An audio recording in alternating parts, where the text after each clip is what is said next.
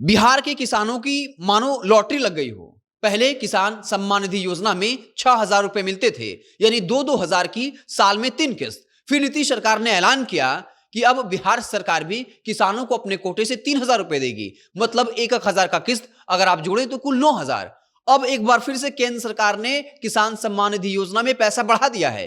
कितना बढ़ाया है और साल में अब कितना पैसा मिलेगा और कितना का किस्त बनेगा, आपको पूरी कहानी बताएंगे। उससे पहले औपचारिकता के लिए बता दूं कि मेरा नाम है हिमांशु कुमार और आप देख रहे हैं जनता जंक्शन।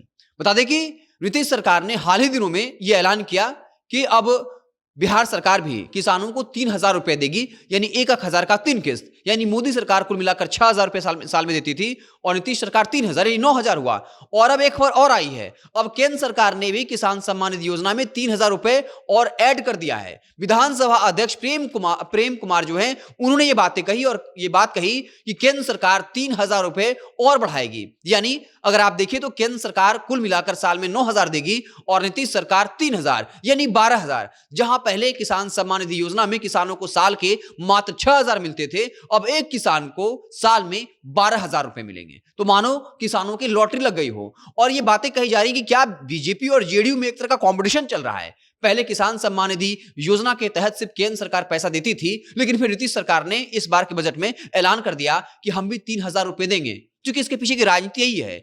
कई राजनीतिक विश्लेषक ये मानते हैं कि मोदी सरकार या बीजेपी अगर अलग अलग राज्यों में चुनाव जीत रही है, इसके पीछे वो किसान हैं। क्योंकि जिनके अकाउंट में साल के 6,000 पहुंचते हैं, वो कहीं ना कहीं मोदी सरकार को लेकर सॉफ्ट कॉर्नर रखते हैं। वो ये सोचते हैं कि मोदी सरकार की वजह से ही पैसा आ रहा है। और कई ऐसे राज्य हैं जहां कैश ट्रांसफर का बेनिफिट्स दिख रहा है। ऐसे में जब नीतीश सरकार ने अपने तरफ से कहा कि राज्य सरकार अब 3,000 देगी, तो ऐसा लगा कंपटीशन बढ़ गया और बीजेपी ने कहा कि हम 3,000 रुपए और देंगे।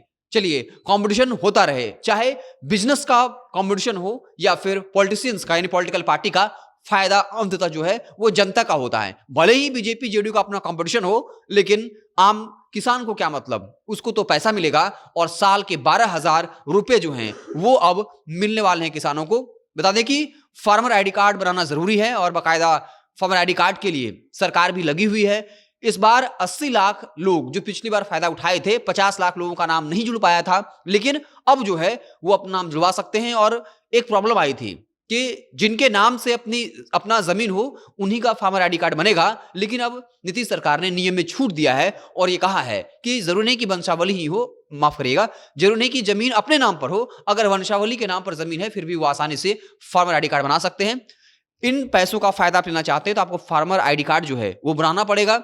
और इसके लिए पहले जो नियम था कि आपके नाम से जमीन होनी चाहिए, लेकिन अगर आपके वंशावली का नाम भी है यानी बाप दादा के नाम पर जमीन है, फिर भी आप जो है फार्मर आईडी कार्ड बना सकते हैं। सिर्फ किसान सम्मान निधि योजना नहीं, बल्कि किसानों को लेकर जितनी भी योजनाएं आती हैं उसके फायदे के लिए, फायदा उठाने के लिए सरकारी योजनाओं का जरूरी है आपके पास फार्मर आईडी कार्ड जो है वो रहना चाहिए। तो खैर, इस खबर में यही था कि किसानों की मानो लॉटरी लग गई।